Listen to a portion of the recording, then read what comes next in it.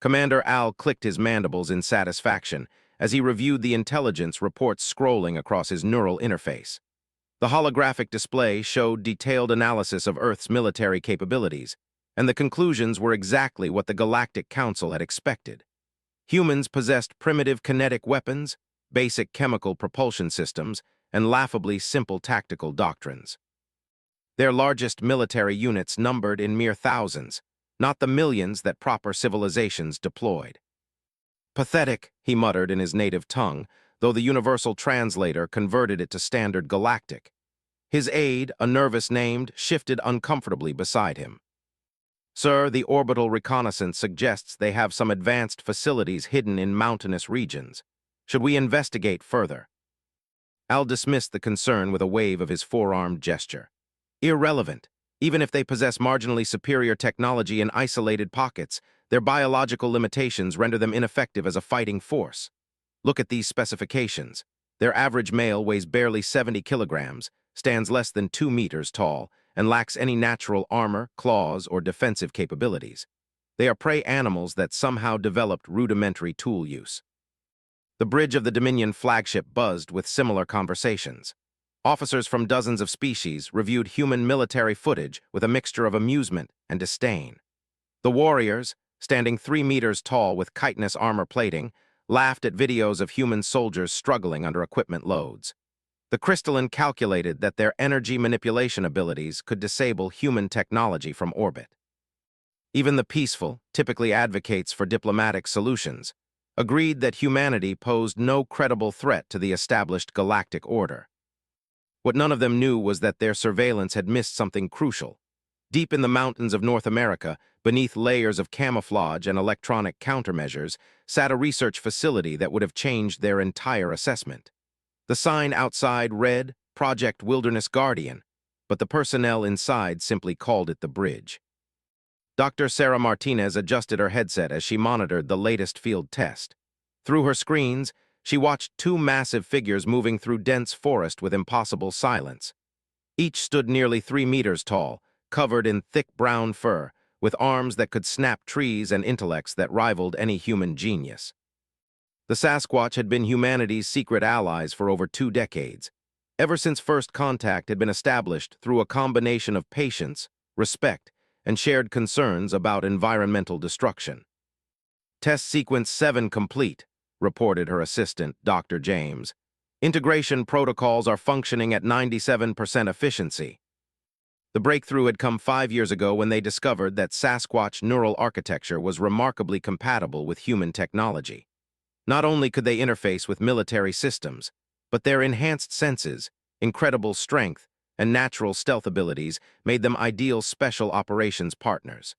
The program had been so classified that even most world leaders didn't know about it. "Ma'am," came a voice from the communications station, "we're receiving priority traffic from SOCOM. Looks like the Navy wants to fast-track Project Guardian." Sarah nodded grimly. The alien fleet had arrived 3 days ago, positioning itself in high orbit around Earth. Their demands were simple: complete surrender of all human military forces and immediate integration into their galactic empire as a protected species. The implication was clear: refuse and face extinction. What the aliens hadn't anticipated was that their week-long ultimatum would give Earth's defenders time to mobilize assets they didn't know existed. Lieutenant Commander Jake, Reaper, finished his equipment check for the 3rd time, a habit that had kept him alive through 8 years in SEAL Team 6. His gear was standard in most respects: tactical armor, advanced weapons systems, communication equipment, but 3 items would have surprised even his teammates who weren't cleared for Project Guardian. The first was a neural interface implant, barely visible behind his left ear. The second was a modified tactical harness designed to accommodate a passenger 3 times his size. The third was a locator beacon that transmitted on frequencies only one species on Earth could detect. "You ready for this, Reaper?" asked his partner, Chief Petty Officer Maria. She was one of only 12 humans selected for the Guardian program, chosen not just for combat skills, but for psychological compatibility with non-human allies. "Ready as anyone can be for first contact with aliens while riding a Bigfoot," Jake replied, checking his weapon one final time. The Heckler and 416 had been modified with experimental ammunition designed by Sasquatch engineers, projectiles that could penetrate energy shields by shifting their molecular density mid-flight. A low whistle echoed through the forest, barely audible to human ears but instantly recognizable to Jake's trained senses. His partners had arrived. Two massive shapes emerged from the treeline with fluid grace that their size. The larger of the two, designated Alpha 7 in military communications but known to Jake as Bear, stood nearly 10 feet tall with shoulders broad enough to use as a table. His intelligence gleamed in dark eyes that missed nothing, while his powerful hands carried weapons that looked like toys in his grip, but fired projectiles capable of punching through tank armor. The second Sasquatch, smaller at only 9 feet but faster and more agile, went by Wolf. Her lean build concealed strength that could bend steel bars, while her enhanced senses could detect alien technology from kilometers away. Both wore specially designed combat harnesses that integrated human technology with their natural abilities. The Sky Metal ship's hold position, Bear communicated through a combination of subsonic vocalizations and hand signals that the neural interface translated instantly. Their warriors prepare to descend. We must reach the mountain peak before they establish ground presence. Wolf tilted her head, listening to frequencies beyond human perception. 3 scout vessels approach from the north. They carry the scent of overconfidence. Jake grinned despite the gravity of their situation. The aliens had spent so much time analyzing human military capabilities that they'd completely missed Earth's other intelligent species. That oversight was about to become very expensive for them. "Mount up," Jake ordered, though it felt strange giving orders to beings who could have been the inspiration for every monster legend in human history. Bear knelt smoothly, allowing Jake to secure himself to the riding harness.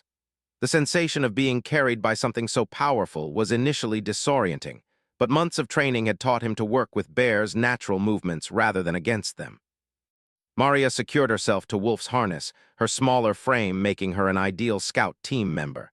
As they prepared to move out, both humans activated their recording systems. Win or lose, this engagement would be studied for generations. "Guardian 1 to Overwatch," Jake spoke into his comm system. "Package secured, moving to intercept point." "Copy Guardian 1, came Dr. Martinez's voice from the command bunker. "Alien Scouts ETA 15 minutes to your AO. You are cleared to engage." Bear and Wolf launched into motion with a speed that left Jake breathless. They moved through the forest like liquid shadows, covering ground faster than any vehicle while making virtually no sound. Branches that would have torn human clothing aside parted smoothly around their passage, while their enhanced senses tracked the approaching alien vessels with predatory precision. The Sasquatch had agreed to this alliance for reasons that went beyond simple cooperation. For centuries, they had watched humans destroy the forests and mountains they called home. But they had also witnessed human capacity for change, for growth, for protecting what they valued. When the aliens had announced their intention to domesticate humanity, the Sasquatch elders had made their choice. They would stand with the young species that had finally learned to listen. As they crested a ridge, Jake could see the alien scout ships approaching, sleek silver vessels that moved with fluid grace through the mountain air. Each ship carried a crew of 8, 6 soldiers and 2 technical specialists, according to intercepted communications. Standard procedure for investigating primitive worlds. They were about to learn that Earth was anything but primitive.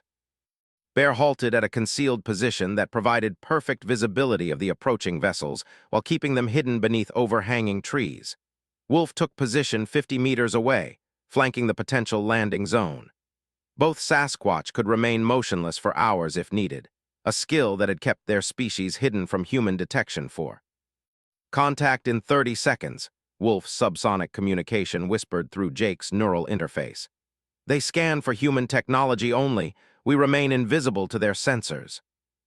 Jake felt a savage satisfaction at that statement.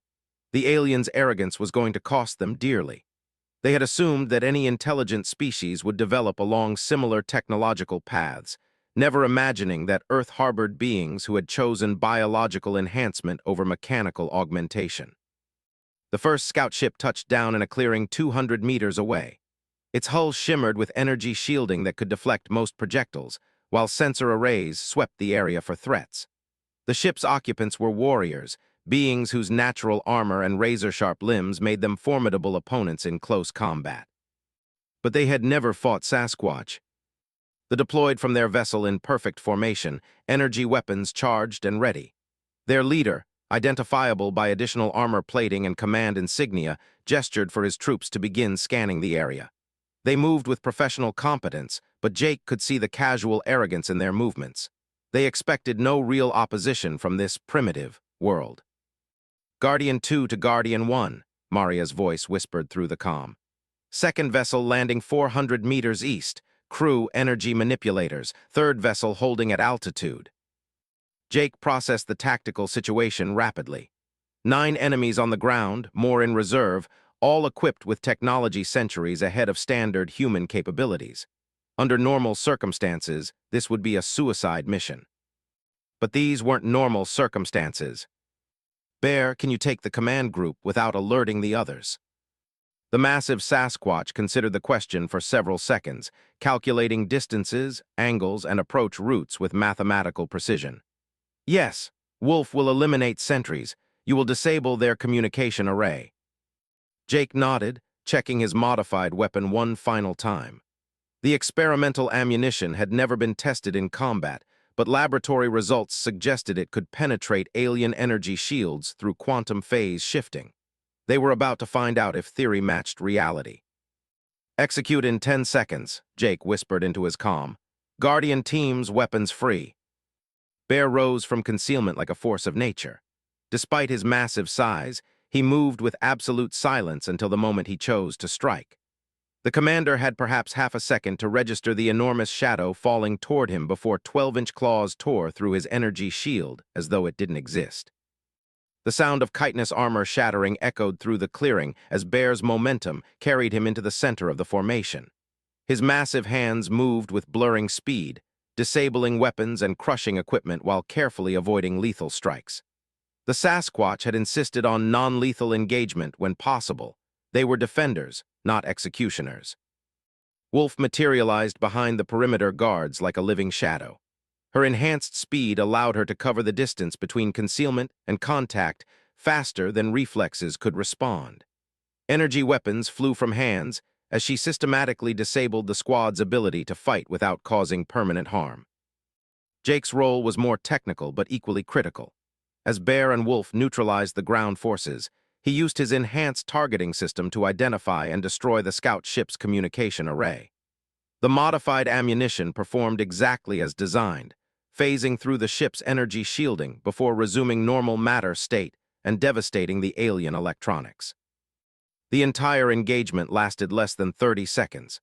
9 professional alien soldiers, equipped with advanced technology and decades of combat experience, had been completely neutralized by 2 Sasquatch and 1 human. Guardian 1 to Overwatch, Jake reported, slightly out of breath. Package delivered, 9 secured, 1 scout vessel disabled, no casualties. Outstanding work, Guardian 1, Dr. Martinez replied, her voice carrying barely controlled excitement. We're reading complete communications blackout from your AO. Alien Command should be getting worried right about now. As if summoned by her words, the 3rd alien vessel descended rapidly toward the clearing. This ship was larger than the scouts, bristling with weapons systems and carrying what intelligence suggested was a full assault team. Jake looked at his partners, Bear examining the fallen with scientific curiosity, while Wolf maintained overwatch with predatory alertness, and felt a grim smile cross his face. The aliens had called humans weak. They were about to learn the difference between weakness and choosing not to fight. But now the gloves were coming off. The assault ship's weapon systems powered up with a distinctive whine that made Jake's enhanced hearing ache. Energy beams capable of melting tank armor lanced down toward their position, only to find empty forest. Bear and Wolf had moved the instant the ship began its descent, carrying their human partners to concealed positions that offered both protection and tactical advantage. Guardian teams, be advised, Dr. Martinez's voice crackled through Jake's comm. Satellite feeds show additional alien vessels moving to investigate. You have approximately 10 minutes before this becomes a full-scale engagement. Jake felt his heart rate settle into the familiar rhythm of combat operations. This was what he had trained for his entire adult life: impossible odds, critical objectives, and the knowledge that failure meant more than personal death. It meant the end of human freedom. But as he watched Bear and Wolf move through the forest with lethal grace, as he felt the reassuring weight of weapons designed through human-Sasquatch cooperation, he knew something the aliens didn't. Earth's defenders were just getting started. The assault ship touched down with enough force to crack the stone beneath its landing struts. Its deployment ramp dropped with mechanical precision, revealing 12 alien soldiers in powered armor. These weren't reconnaissance troops. They were the Galactic Dominion's elite enforcers, equipped with weapons and defensive systems designed to pacify entire worlds.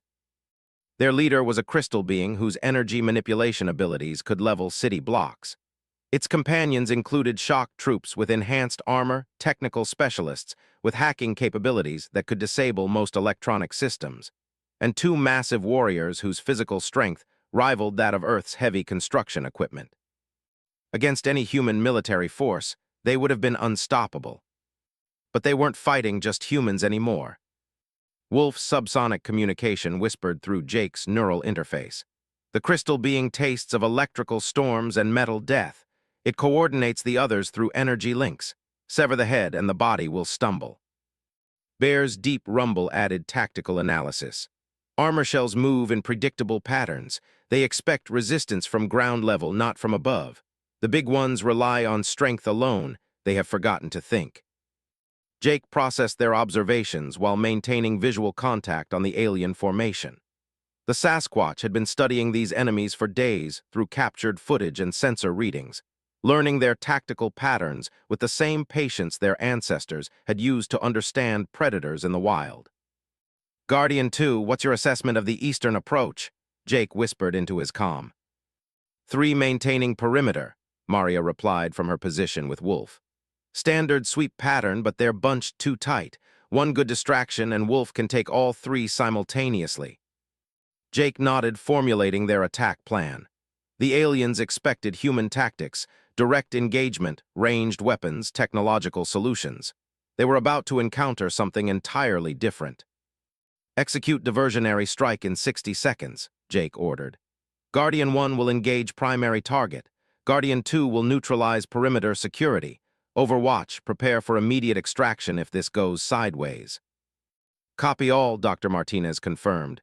"Be advised we're tracking incoming reinforcements. Large formation, ETA 8 minutes. 8 minutes to disable an elite alien assault team and extract intelligence. Under normal circumstances, impossible. But Jake had learned to stop thinking in terms of normal circumstances. Bear began his approach with the patience of a mountain. Each step was planned, each movement calculated to avoid detection by alien sensors calibrated for human-level threats. His massive form seemed to blend with shadows and terrain in ways that physics, a skill refined over millions of years of evolution. The commander stood at the center of the clearing, its crystalline form pulsing with energy as it coordinated the search. Crackling fields of force surrounded it like armor, while sensor projections swept the area in expanding spirals. It was searching for humans hiding behind rocks and trees. It never thought to look up. Bear had positioned himself in the canopy of an ancient oak tree, his weight distributed across multiple branches with an understanding of physics that would have impressed human engineers. When he dropped, 40 feet of controlled fall brought nearly a ton of muscle and bone down on the alien commander with the force of a meteor strike. This energy shields flared brilliant white as they absorbed the impact, but they had been designed to stop energy weapons and projectiles, not living mountains. Bear's claws, enhanced with bioengineered diamond sheaths, punched through defensive fields that could have stopped tank rounds. The alien commander had perhaps 2 seconds to understand that it was facing something impossible before 12-inch talons wrapped around its crystalline core and squeezed. Wolf's assault on the perimeter guards was a masterpiece of misdirection and speed. She threw a captured alien weapon toward the far side of the clearing, drawing all 3 toward the sound. By the time they realized the deception, she was among them like a living storm. Reflexes that could track bullets proved inadequate against an opponent who moved like wind through grass. Enhanced chitin armor designed to deflect energy weapons crumpled under impacts that struck with the force of industrial machinery. Within seconds, 3 elite soldiers were unconscious and cable-tied with restraints designed for beings of superhuman strength.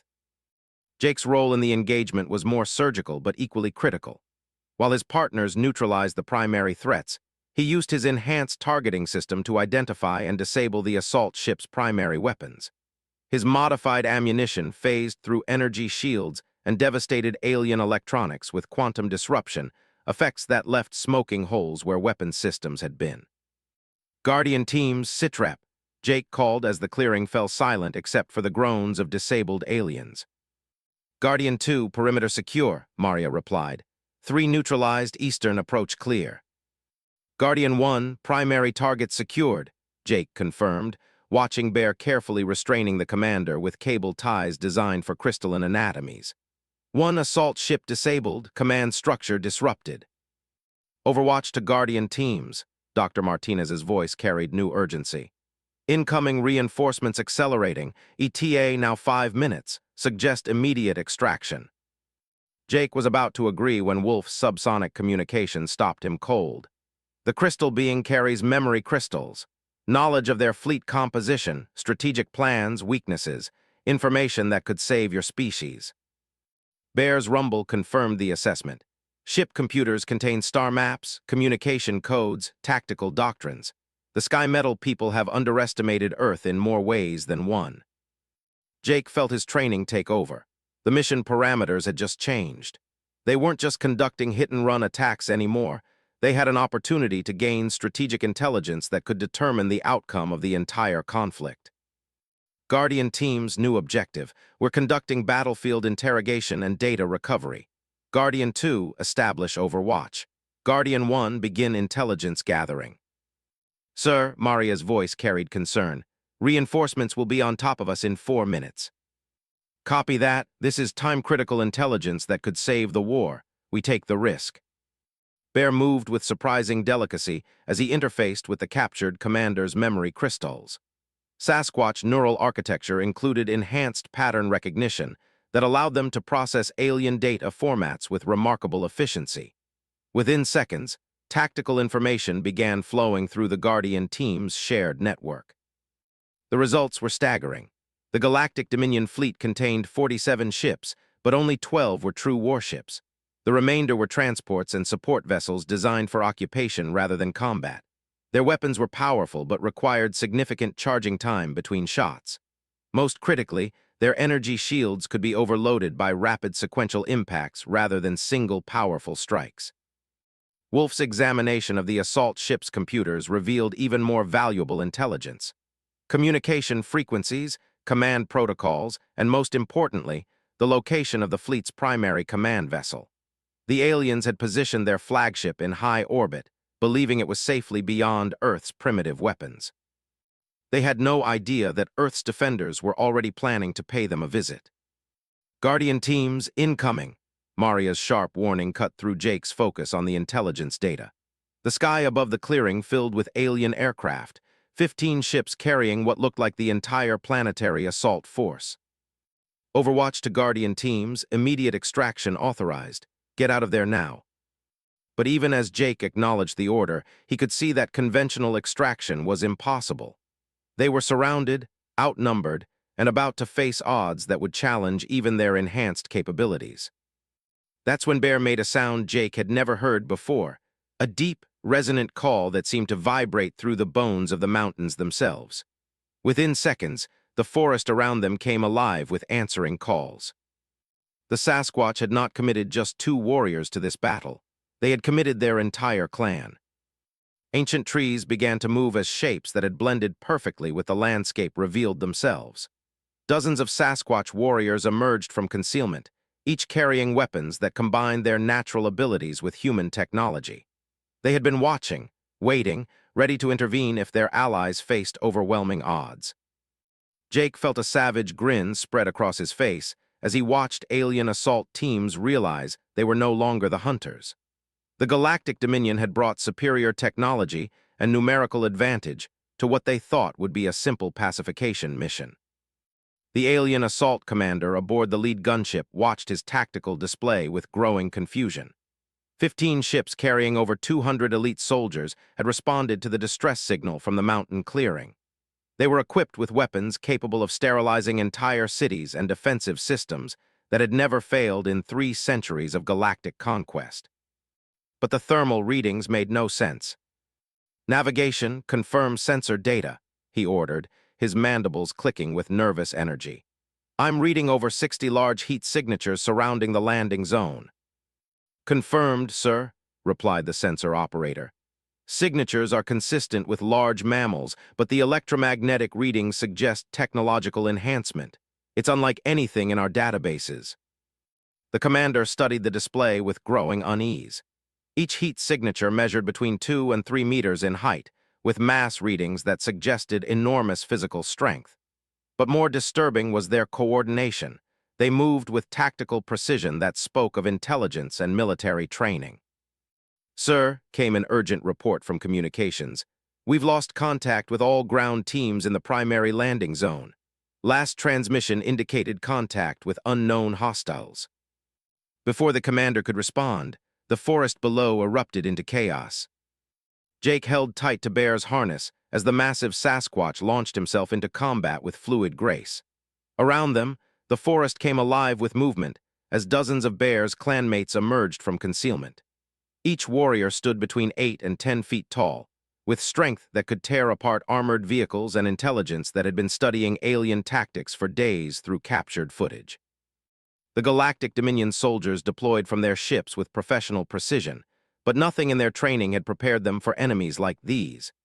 Energy weapons designed to penetrate human armor struck targets that moved faster than their targeting systems could track, while return fire came from directions their sensors insisted were empty forest.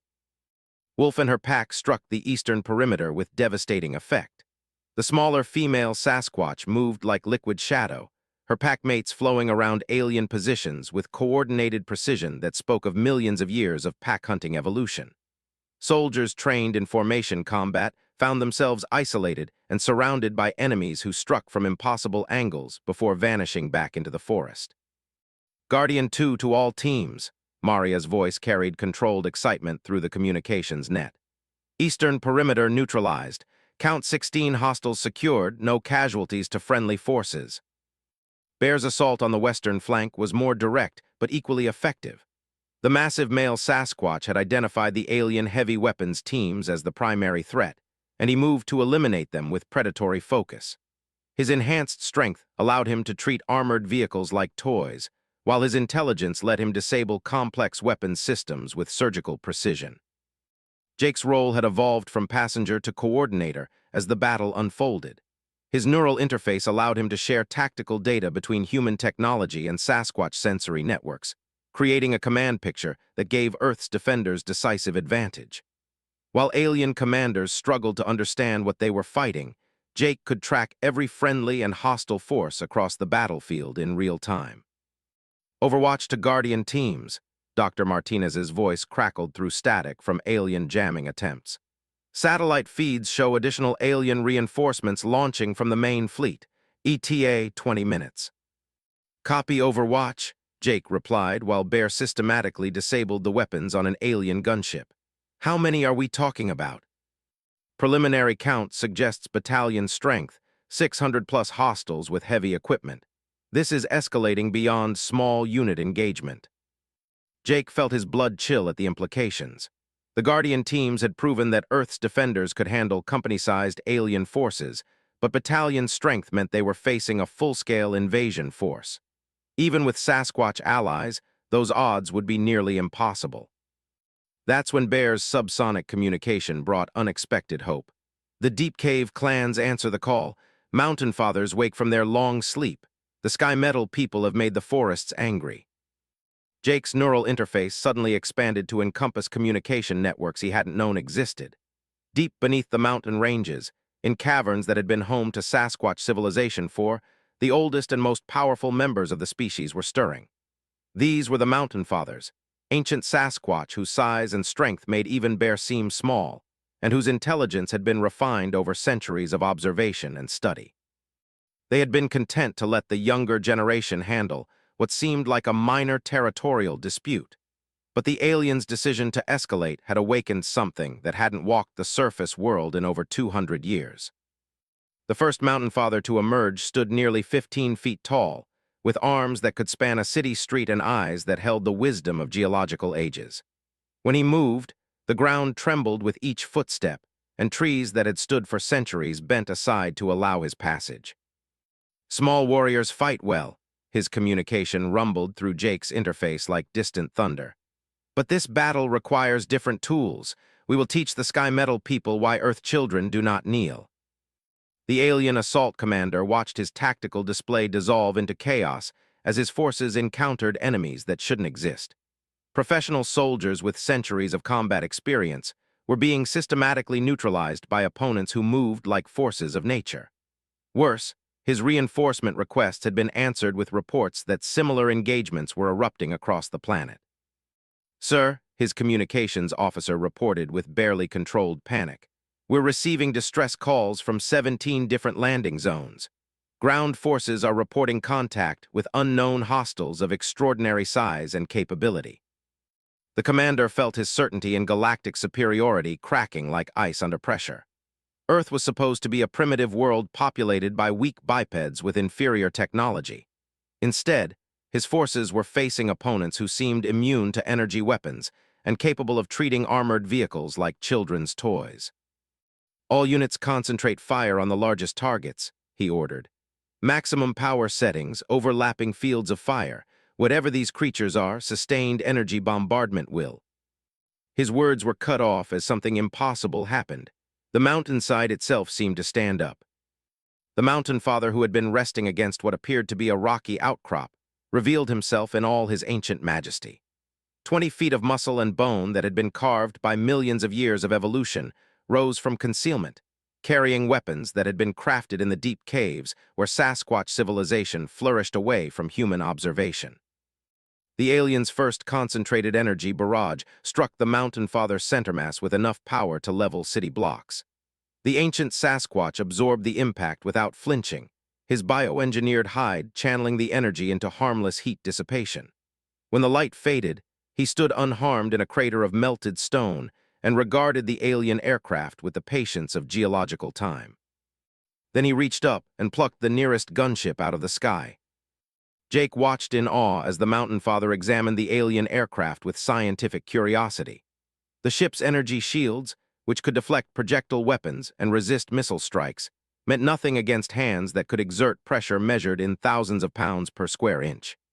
Metal that had been forged in stellar furnaces crumpled like paper as the ancient Sasquatch methodically disabled the vessel's weapons and propulsion systems. "Guardian teams, this is Overwatch." Dr. Martinez's voice carried a mixture of excitement and disbelief. "Satellite feeds are showing similar engagements worldwide. The aliens are encountering resistance they never anticipated." "Copy, Overwatch," Jake replied, still trying to process what he was witnessing. "Can you give us a strategic overview?" "Preliminary reports suggest the aliens have made contact with Guardian teams in the Rocky Mountains, the Himalayas, the Andes, and the Pacific Northwest. In every case, they're encountering coordinated resistance from human Sasquatch teams. Intelligence suggests similar partnerships exist with other species worldwide." Jake felt pieces clicking into place in his mind. Humanity had always shared the planet with other intelligent species. They had just been discreet enough to avoid detection until the time was right. Now, faced with alien conquest, Earth's hidden defenders were revealing themselves. Bear's communication interrupted his thoughts. "Sky Metal ships retreat to the high cold. Their warriors abandon ground tools and flee upward. Shall we pursue?" Jake looked at the tactical display through his neural interface. The alien ground forces were indeed withdrawing to their ships, abandoning equipment and positions in their haste to escape enemies they couldn't understand or defeat. Several aircraft had already lifted off, carrying survivors back toward the safety of orbit. But Jake knew the battle was far from over. The aliens might retreat for now, but they would return with different tactics and greater numbers. Earth needed time to prepare for the next phase of the conflict. "Negative on pursuit," Jake ordered. "Begin intelligence gathering on abandoned equipment and captured personnel. We need to understand their capabilities before the next engagement." Wolf's pack had already begun systematic collection of alien technology, while Bear and his clanmates secured prisoners with restraint systems designed for beings of various alien anatomies. The Sasquatch approached the task with scientific precision, recognizing that knowledge would be as important as strength in the battles to come. The Mountain Father, who had single-handedly neutralized 3 alien aircraft, turned his attention to the crashed vessels with methodical curiosity. His massive hands, capable of crushing steel, worked with delicate precision as he extracted data cores and communication equipment. Centuries of observation had taught him exactly what information would be most valuable to Earth's defenders. Small warrior, his deep communication reached Jake through the neural interface. The Sky Metal people underestimate Earth children in many ways. They believe only their own path leads to strength. Jake felt the weight of ancient wisdom in those words. The aliens had developed along technological lines, enhancing themselves with machines and energy weapons. But Earth had taken a different path, one that emphasized adaptation, cooperation between species, and harmony with natural forces. "Can you tell me about their weaknesses?" Jake asked. The Mountain Father's response carried the patience of geological time. "They think in straight lines, metal boxes that fly through empty cold, warriors who cannot adapt when their tools fail. We who have watched storms and earthquakes for 1,000 seasons know that rigid things break when the Earth moves." As if to demonstrate his point, the ancient Sasquatch reached into the wreckage of an alien gunship and extracted what looked like a crystal matrix surrounded by complex electronics. His examination took less than 30 seconds before he nodded in satisfaction. "Their strength comes from Skyfire captured in crystal cages, but cages can be broken, and Skyfire can be set free in wrong directions." Jake felt a grin spreading across his face as he began to understand. The aliens' energy, weapons, and defensive systems relied on contained plasma and electromagnetic fields, systems that could be catastrophically destabilized if someone knew exactly where and how to strike them. "Guardian teams to Overwatch," Jake reported. "We have intelligence that could change the entire tactical picture, requesting immediate extraction for strategic briefing." "Copy, Guardian teams. Extraction birds inbound, ETA 15 minutes.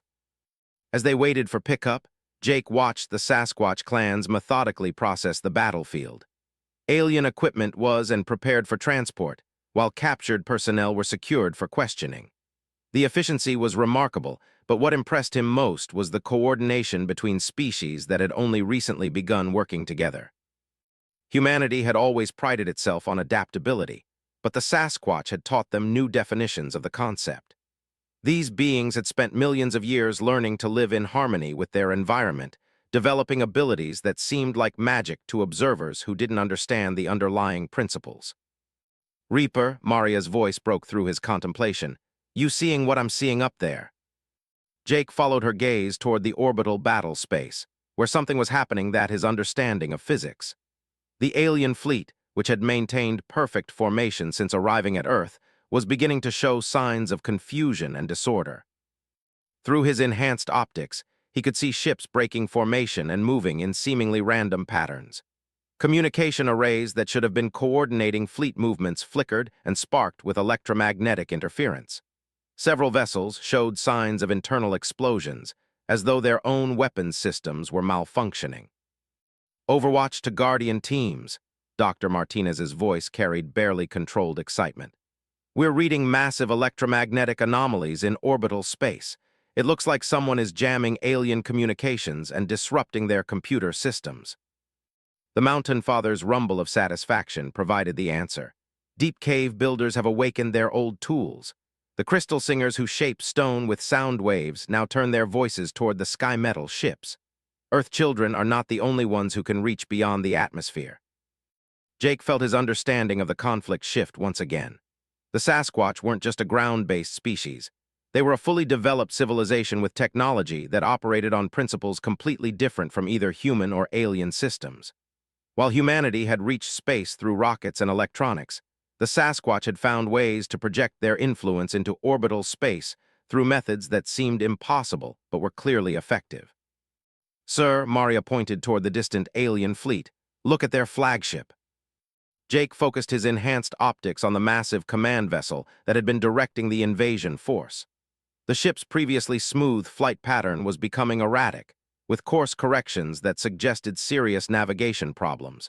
More importantly, the energy signatures around its primary weapons were fluctuating in ways that indicated system failures. The Mountain Father's communication carried ancient satisfaction. The Sky Metal people think that flying higher makes them safer. They do not understand that Earth's songs can reach any distance when sung by voices that have been practicing for 1,000,000 seasons. As Jake watched, the alien flagship began a rapid descent toward the planet's surface, not as an attack, but as an emergency landing procedure. Whatever the Sasquatch, Crystal Singers, were doing to their systems was forcing them down from what they had believed was a position of safety. Overwatch to Guardian teams, Dr. Martinez's voice carried new urgency. Satellite tracking shows the alien command ship is making emergency approach to landing zone 40 kilometers north of your position. This could be our chance to capture their leadership. Jake looked at Bear and the other Sasquatch warriors, seeing the same predatory satisfaction in their expressions that he felt rising in his own chest. The aliens had come to Earth expecting to face primitive humans with inferior weapons. Instead, they were discovering that Earth's defenders included species they had never imagined, using capabilities that challenged everything they thought they knew about technology and warfare. Guardian teams to Overwatch, Jake replied, feeling the familiar calm of an operator who had found his target. Request permission to pursue and capture alien command structure. Permission granted. This is now your primary mission objective. Bear's rumble of anticipation vibrated through Jake's enhanced hearing. The Sky Metal chiefs will learn what Earth children have always known, that being clever matters more than being strong. As the Guardian teams prepared to move out, Jake felt a deep satisfaction that went beyond successful mission completion. The aliens had made a critical error in judgment, assuming that technological superiority guaranteed victory. They were about to discover that Earth's greatest strength had never been its technology. It was its ability to bring together different species, different ways of thinking, and different approaches to solving problems. Humanity and Sasquatch, working together, represented something the Galactic Dominion had never encountered before. And their education was just beginning. Admiral of the Galactic Dominion stared at her command display with growing disbelief. In her 4 centuries of military service, she had overseen the conquest of 17 worlds and the pacification of countless primitive species. She had faced energy-wielding crystalline civilizations, hive-mind collectives with perfect tactical coordination, and machine intelligences with computational abilities that beggared imagination. But she had never encountered anything like Earth.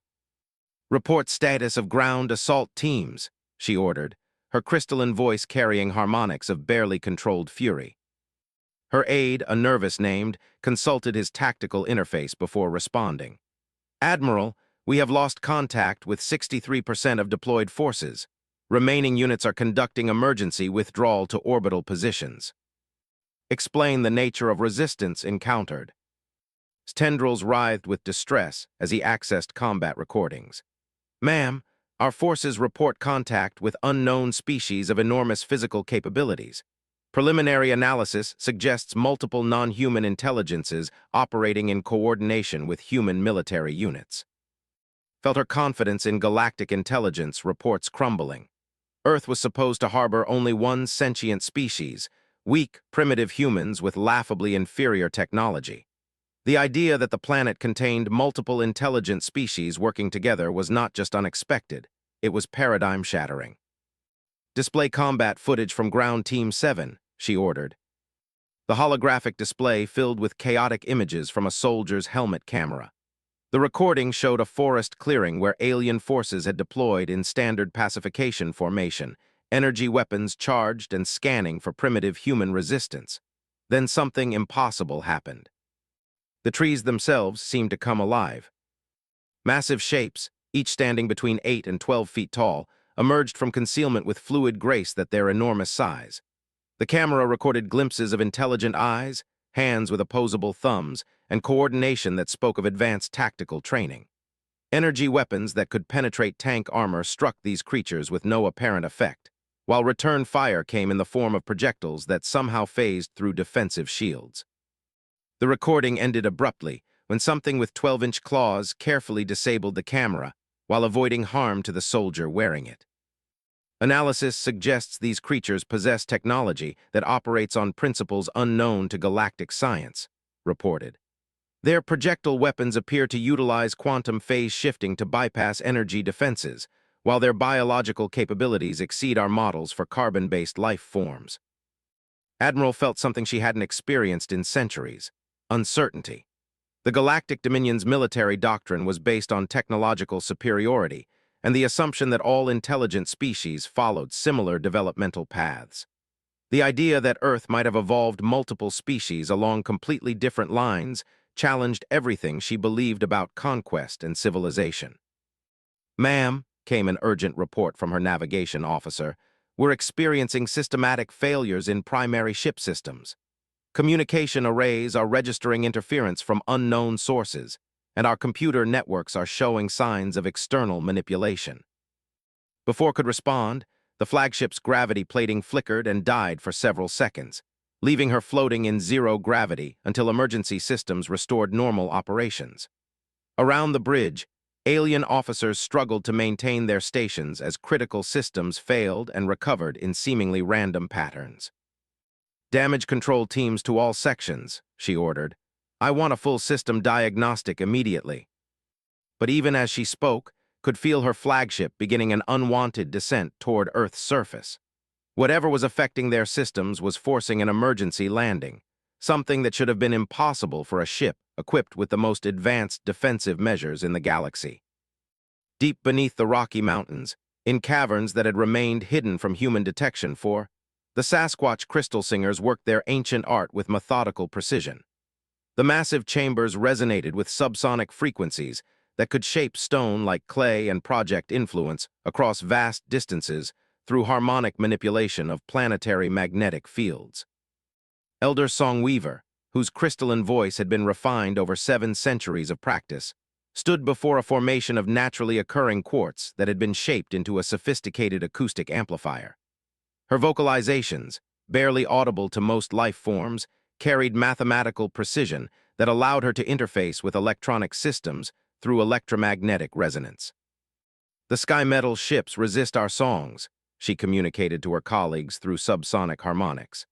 "Their crystal minds think in rigid patterns that do not bend easily, but all crystals can be made to sing if the proper frequency is applied." Around her, a dozen other crystal singers added their voices to the harmonic matrix. Together, they projected acoustic interference that traveled through Earth's magnetic field and induced resonance failures in the alien fleet's computer cores.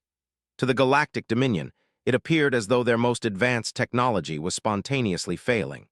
In reality, they were experiencing the effects of a science that operated on principles their civilization had never discovered.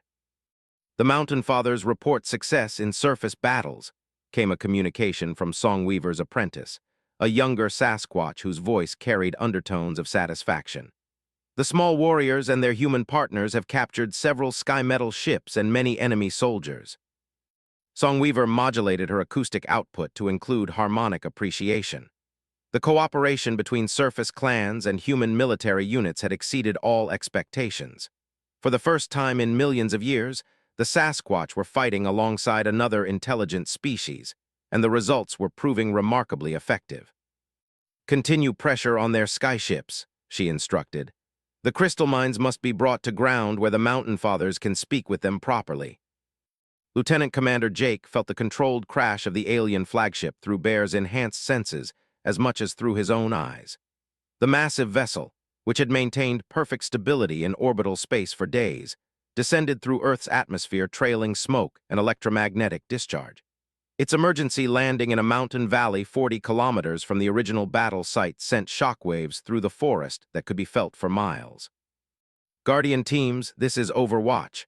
Dr. Martinez's voice crackled through communication static caused by the flagship's malfunctioning systems.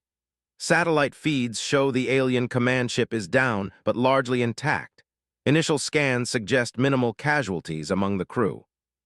"Copy Overwatch," Jake replied, adjusting his equipment as Bear moved through the forest with ground-eating strides. "What's our intelligence on the ship's defensive capabilities?" Unknown, but proceed with extreme caution. This is their flagship. Expect heavy armament and elite security forces.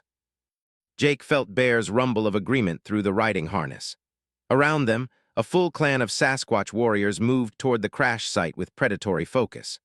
Wolf's pack provided flanking coverage, while 3 Mountain Fathers approached from concealed positions that would allow them to respond if the situation required overwhelming force. As they crested the ridge overlooking the crash site, Jake got his first close look at Galactic Dominion flagship design. The vessel stretched nearly a kilometer in length, its hull constructed from materials that seemed to absorb light while generating complex electromagnetic fields. Despite its emergency landing, the ship's basic structure remained intact, with only minor hull breaches and what appeared to be controlled venting of atmospheric systems. Impressive engineering. Bear's subsonic communication carried professional appreciation. Their crystal mines build strong shells, but shells can be opened if one knows where to apply pressure. Wolf's pack had already established perimeter surveillance around the crash site. Through the shared tactical network, Jake could see that the alien crew was conducting emergency procedures rather than preparing for combat operations. They appeared to be more concerned with system failures than with external threats. Guardian 2 to Guardian 1, Maria's voice whispered through the communications net. I count approximately 300 life signs inside that ship, mixed species, but the largest concentration appears to be command personnel rather than combat troops. Jake processed that information with growing excitement. If the flagship carried primarily command staff rather than assault forces, this could be an opportunity to capture the entire alien command structure. The intelligence value would be incalculable. Bear, can your people get inside that ship without causing significant structural damage? The massive Sasquatch considered the question for several seconds, examining the crashed vessel with eyes that missed no detail. Mountain Fathers understand how crystal mines build their flying caves. There are weak points where the metal songs can be convinced to part, but the Sky Metal people will resist intrusion. Jake nodded, recognizing the tactical challenge. The aliens might be dealing with system failures, but they were still professional military personnel with advanced weapons and defensive measures. Any boarding action would face determined resistance. What about the Crystal Singers? Jake asked. Can they continue disrupting their internal systems? Bear's communication carried harmonic satisfaction. Songweaver speaks to their crystal minds even now. The Sky Metal people's tools grow more confused with each breath. Soon they will have only teeth and claws to fight with, but they have forgotten how to use such simple weapons. As if summoned by his words, the alien flagship's exterior lighting began flickering in chaotic patterns. Through his enhanced optics, Jake could see alien crew members moving throughout the ship with obvious signs of distress and confusion. Their sophisticated technology was failing them at the moment when they needed it most. Admiral struggled to maintain command authority as her flagship systems failed around her. Navigation computers provided contradictory readings. Communication arrays broadcast static instead of coherent signals. Even the artificial gravity fluctuated between normal and zero-G in patterns that all engineering logic. Engineering report, she ordered, her crystalline voice harmonics reflecting barely controlled fury. Admiral, we're experiencing cascade failures throughout all primary systems, reported her chief engineer, whose energy manipulation abilities should have allowed him to interface directly with the ship's power grid. It's as though something is inducing resonance failures in our crystal matrices, but I can't identify the source. Felt her certainty in galactic technological superiority crumbling. The Dominion's computers were designed to resist every known form of electronic warfare. Their crystal-based architecture should have been immune to electromagnetic interference. Yet something on this primitive planet was systematically dismantling their most advanced systems. Security teams to all sections, she ordered. Prepare for possible boarding action. But even as she spoke, could see the futility of conventional defensive measures. Her troops were equipped to fight enemies who used energy weapons and standard military tactics. The combat footage from ground operations suggested they were facing something completely different. Admiral, her communications officer reported with obvious distress. External sensors are detecting large life forms approaching from multiple directions. Size and mass readings are consistent with the creatures encountered by ground forces. Through the flagship's external cameras, watched shapes emerge from the forest surrounding their crash site. Each figure stood between 8 and 15 feet tall, moving with fluid grace that spoke of intelligence and coordination. Some carried what appeared to be weapons, while others seemed to rely on natural capabilities that made weapons redundant. Estimate of enemy numbers. Preliminary count suggests 60-plus hostiles, Admiral. But given sensor limitations and their apparent stealth capabilities, the actual number could be significantly higher. Felt something she had never experienced in 4 centuries of military service: the certainty of defeat. Her flagship was crippled, her crew was demoralized, and they faced enemies whose capabilities challenged every assumption about warfare and technology. "All hands prepare for surrender negotiations," she ordered, the words feeling foreign in her crystalline throat. Jake watched the alien flagship's defensive posture shift from preparation for combat to what looked like preparation for surrender. External weapon systems powered down, while communication arrays began broadcasting on frequencies that his neural interface recognized as standard galactic diplomatic channels. "Guardian teams, this is Overwatch," Dr. Martinez's voice carried barely controlled excitement. "We're intercepting alien communications that appear to be requests for parley. They're asking for terms of surrender." Jake felt a savage satisfaction at the words. The Galactic Dominion had arrived at Earth expecting easy conquest of a primitive world. Instead, they had encountered resistance that not only matched their capabilities, but exceeded them in ways they couldn't understand or counter. "Copy Overwatch. What are our instructions regarding prisoner handling?" "Proceed with standard military protocols, but be aware that this could be the entire alien command structure. The intelligence value is unprecedented." Bear's rumble carried ancient wisdom. The Sky Metal chiefs learn what Earth children know from birth, that being strong means knowing when not to fight. They choose wisdom over pride. Around them, the Sasquatch warriors maintained their positions, but did not advance toward the crashed ship. Their message was clear.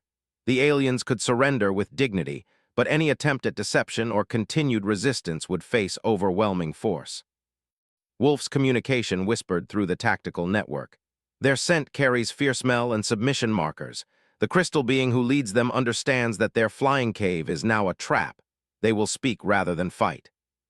Jake activated his communication system and broadcast on the diplomatic frequency the aliens had indicated. "Alien flagship, this is Lieutenant Commander of Earth Defense Forces. You have requested parley. State your intentions." The response came in accented but comprehensible English, transmitted by what sounded like a sophisticated translation system. "Earth Defense Commander, this is Admiral of the Galactic Dominion Third Fleet. I formally request terms for the surrender of my vessel and crew." Jake felt a moment of surreal disbelief. Less than a week ago, this alien admiral had been preparing to conquer his entire species. Now she was asking for surrender terms from a single human soldier and his Sasquatch allies. "Admiral, your request is acknowledged. Do you speak for all Galactic Dominion forces in Earth space?" "Affirmative, Commander. I retain command authority over all Dominion forces in this system." Jake looked at Bear and the assembled Sasquatch warriors, seeing the same satisfaction in their expressions that he felt in his own heart. The aliens had underestimated Earth in every possible way, and now they were paying the price for their arrogance. "Admiral, you will order all Dominion forces to stand down and prepare for surrender.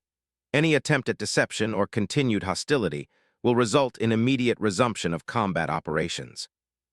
"Understood, Commander. All Dominion forces are ordered to cease offensive operations and await further instructions."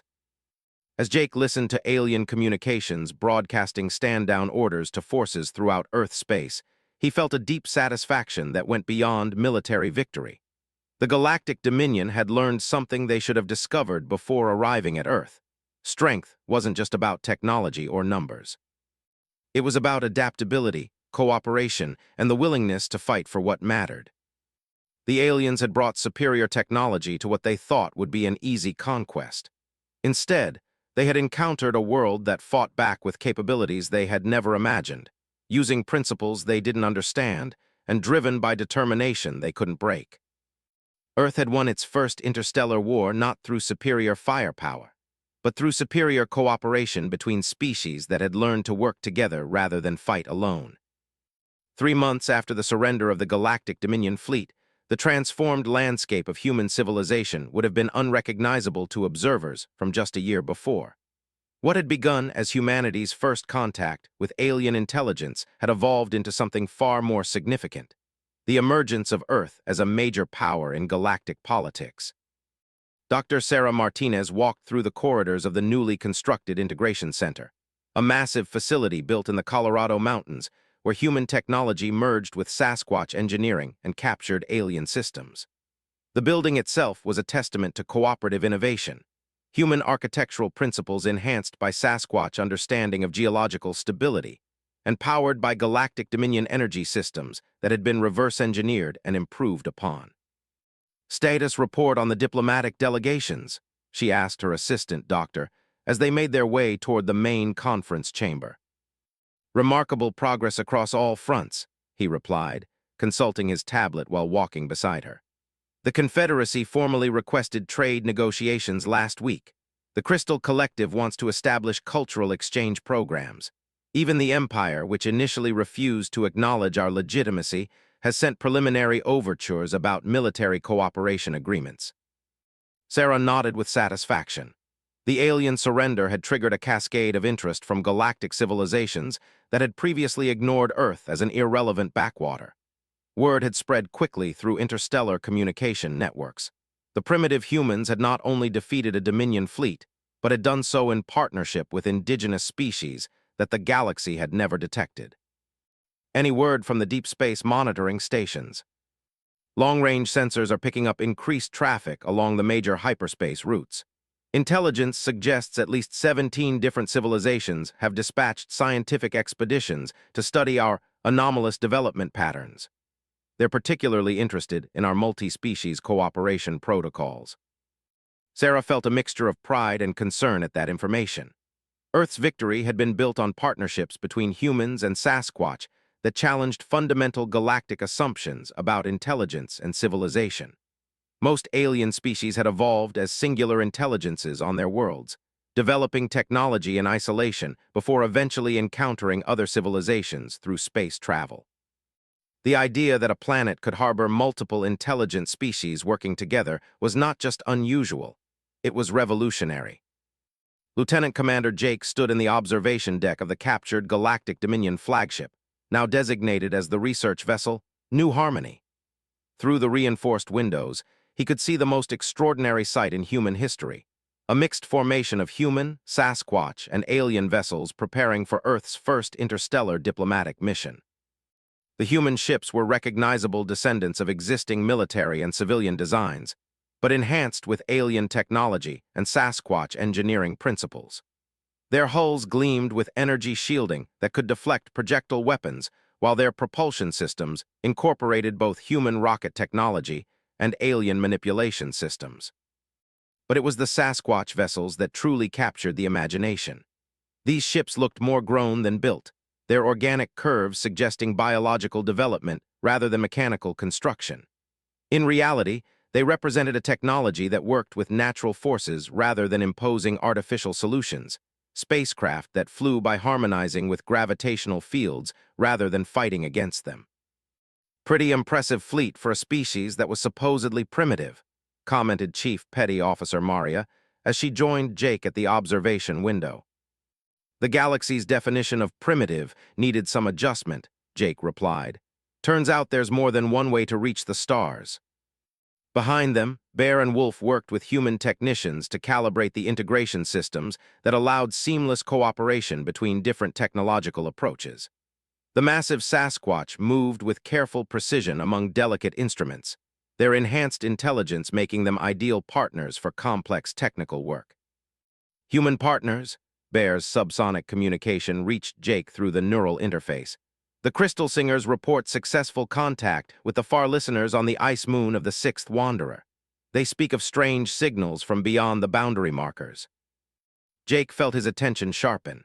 The ice moon of the Sixth Wanderer was Sasquatch terminology for Europa, one of Jupiter's moons. But the boundary markers suggested something far more significant: the edge of the solar system, where long-range sensors had been detecting unusual activity for the past month. What kind of signals? Wolf's communication added tactical urgency to the report. Pattern sounds that speak of many ships moving in formation groups. The far listeners taste metal scents and power songs that match no known sky metal people. Jake felt his blood chill as the implications became clear. Earth's victory over the Galactic Dominion had attracted attention throughout the galaxy, but not all of that attention was friendly.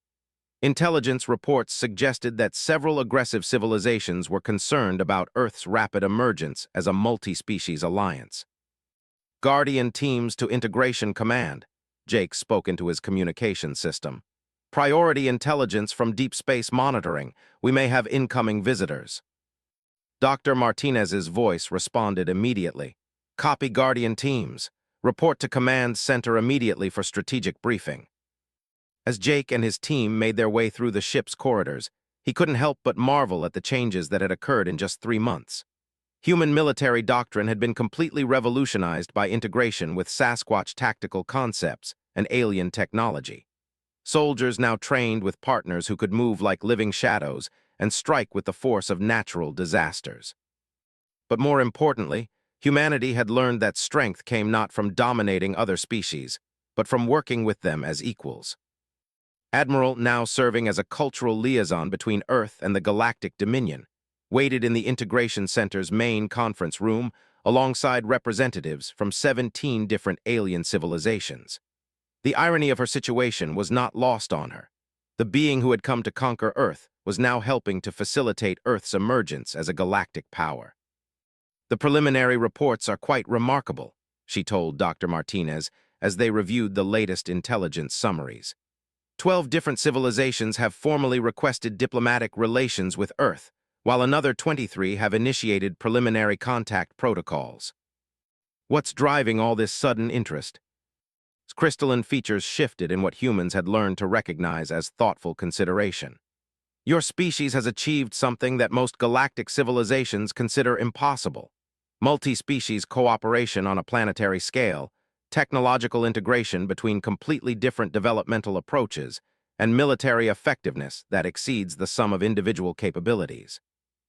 Dr. Martinez felt a surge of pride at the acknowledgement, but also concern about the implications.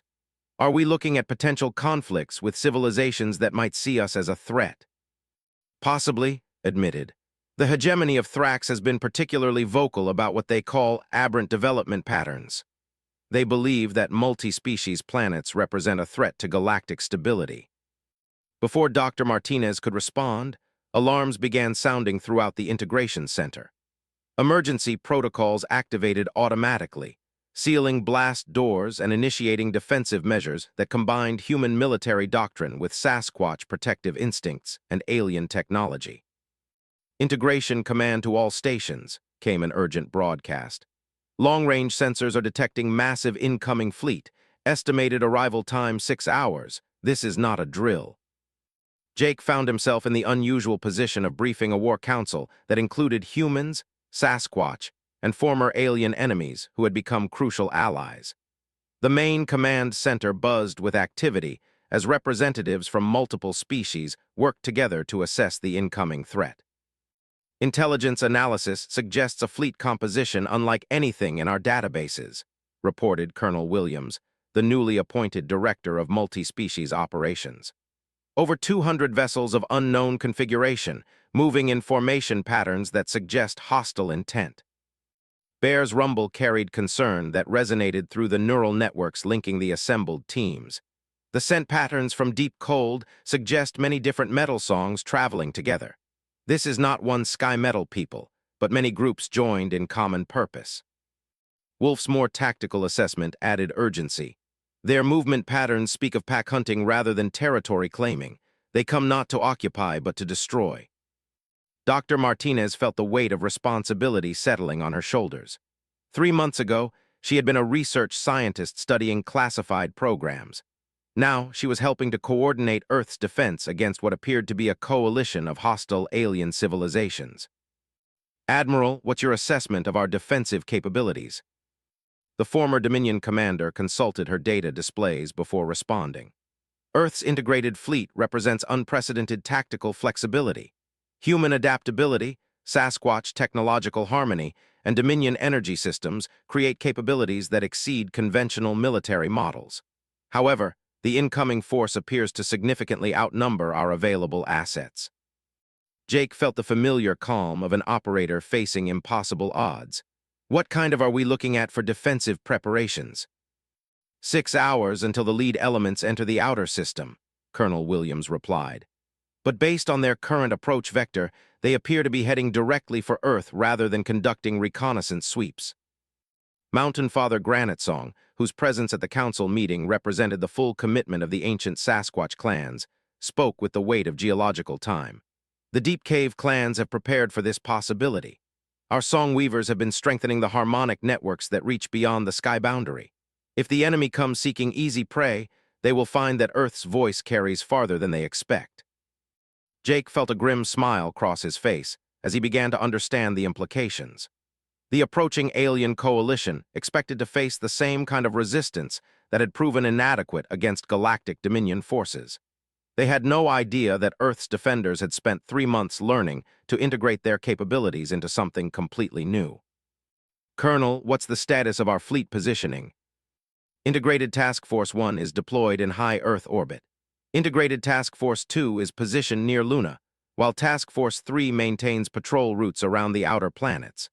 Total assets include 37 human vessels, 23 Sasquatch ships, and 15 captured Dominion vessels operating under Earth command.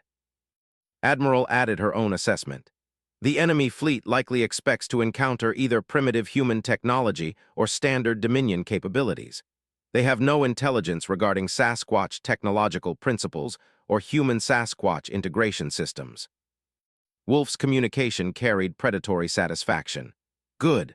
Let them learn what Earth children have always known, that underestimating your prey is the fastest path to becoming prey yourself. As the council meeting progressed, Jake found himself impressed by the seamless cooperation between species that had been strangers just months before. Human strategic thinking merged with Sasquatch tactical instincts and Galactic Dominion technological knowledge to create defensive plans that no single species could have developed alone. Guardian teams will deploy in mixed formations, Colonel Williams announced. Each unit will include human special operations personnel, Sasquatch warriors, and technical specialists from allied alien civilizations. Mission parameters are simple. Demonstrate to our visitors that Earth is not the easy target they expect. Jake felt Bear's rumble of agreement through the neural interface. The Sky Metal strangers will learn what the Dominion people learned, that Earth children do not fight alone. As the briefing concluded, and teams began deploying to their assigned positions, Jake took a moment to appreciate the transformation that had occurred. 3 months ago, humanity had been alone in the galaxy, unaware that they shared their planet with other intelligent species, and ignorant of the vast civilizations that filled the space between stars. Now they stood as partners in a multi-species alliance that was about to face its first major test. The approaching alien coalition had made the same mistake as the Galactic Dominion. They had assumed that Earth's defenders would be limited to human capabilities and conventional military tactics. They expected to find a recently contacted world still struggling to understand basic galactic technology. Instead, they were going to encounter something the galaxy had never seen before: a fully integrated planetary defense system that represented the combined efforts of multiple intelligent species working toward a common goal. Jake made his final equipment checks as Guardian teams prepared for deployment. His gear now included human technology enhanced by Sasquatch engineering and alien power systems, creating capabilities that exceeded anything he could have imagined just months before. But more importantly, he was no longer fighting alone. Bear and Wolf moved with the fluid coordination of packmates who had learned to trust each other completely, while the neural interface allowed them to share tactical information in real time. Guardian teams, this is Integration Command, came the final pre-deployment briefing. Long-range sensors confirm hostile intent. The incoming fleet is broadcasting demands for immediate surrender and threatening orbital bombardment if their ultimatum is refused. Jake felt a familiar surge of adrenaline as combat approached. Copy Integration Command. Guardian teams are ready for deployment. Understood. Your mission is to demonstrate Earth's defensive capabilities while gathering intelligence on enemy tactics and technology. Rules of engagement are weapons-free. Show them what happens when you threaten Earth. As the Guardian teams moved toward their deployment positions, Jake felt the deep satisfaction that came from defending something worth fighting for. The approaching aliens thought they were coming to conquer a primitive world. They were about to discover that Earth had friends they didn't know about, capabilities they couldn't understand, and a determination they couldn't break. The galaxy was about to witness the next chapter in humanity's education. About the War Marshal of the Hegemony stood on the bridge of his flagship, studying the tactical displays with the satisfaction of a predator approaching helpless prey. His coalition fleet represented the combined might of 7 aggressive civilizations, all united in their concern about Earth's aberrant development and its potential threat to established galactic order. "Status report on the target system," he commanded, his carapace reflecting the blue glow of the bridge displays.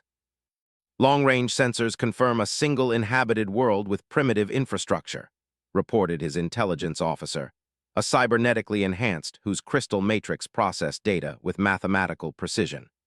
"Preliminary scans indicate approximately 50 vessels in various orbital positions, most appearing to be converted civilian craft with basic military modifications." Clicked his mandibles in amusement. 50 ships against our fleet of 237, this will hardly qualify as a battle.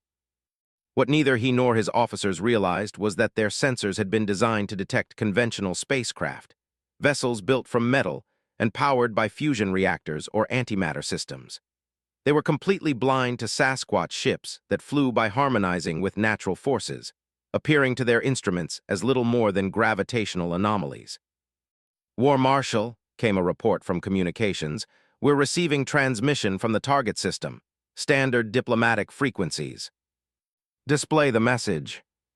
The holographic projector filled with the image of a human female in military uniform, standing in what appeared to be a sophisticated command center. Behind her could see other figures that looked human, though something about their proportions seemed unusual. "Unknown fleet, this is Colonel Williams of Earth Defense Command," the human said with calm authority. "You are approaching a sovereign system without authorization. State your intentions immediately." Felt amusement at the audacity. Open a response channel. When the connection established, he allowed his full height and intimidating presence to dominate the transmission. "Human Commander, I am War Marshal of the Hegemony. We represent a coalition of civilized species concerned about your world's aberrant development patterns. You will surrender immediately or face the consequences of your defiance." The human's expression didn't change, which surprised him slightly. Most primitive species showed obvious fear when confronted by superior force. "War Marshal, Earth formally rejects your ultimatum. We suggest you reconsider your current course of action." Laughter echoed through his bridge. "You dare to threaten us? Your entire system's defensive capabilities could not challenge even a single squadron of our fleet." "Your intelligence appears to be incomplete, War Marshal. Earth is not the primitive world your scouts reported. Primitive or not, you will surrender or be destroyed. You have 1 hour to comply." As the transmission ended, turned to his tactical officer. "Begin deployment for orbital bombardment. I want their defensive installations eliminated within the first 10 minutes of engagement." But as his fleet moved into attack formation, sensors began reporting anomalies that didn't fit their tactical models. Gravitational fluctuations appeared throughout the target system, suggesting the presence of massive objects that their instruments couldn't identify. Energy readings indicated power sources operating on principles unknown to galactic science. Most disturbing were the communication intercepts, transmissions between Earth vessels that included acoustic elements no known species could produce. "Sir," his sensor officer reported with growing uncertainty, "I'm reading significant tactical discrepancies between our intelligence estimates and observed conditions. The human defensive fleet appears to be supported by vessels of unknown configuration." Studied the sensor data with growing unease. His intelligence reports had indicated a recently contacted world with primitive technology and minimal defensive capabilities. Instead, he was seeing energy signatures and tactical dispositions that suggested something far more sophisticated. "Continue with attack protocols," he ordered, though his confidence was beginning to waver.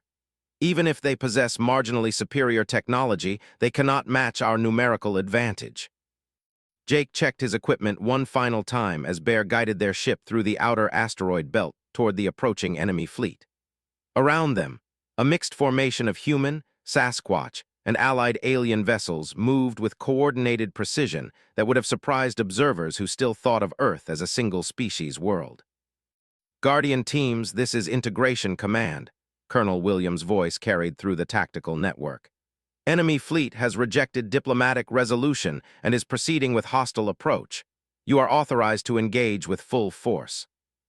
Copy Integration Command, Jake replied, feeling the familiar calm of an operator moving into action. Guardian teams are in position and ready to demonstrate Earth's hospitality to uninvited guests. Through his neural interface, he could sense the emotional state of his Sasquatch partners. Bear radiated the patient confidence of a mountain preparing to resist erosion, while Wolf and the universe's education about what it meant to threaten Earth. And this was only the beginning. They were about to learn that Earth fought back,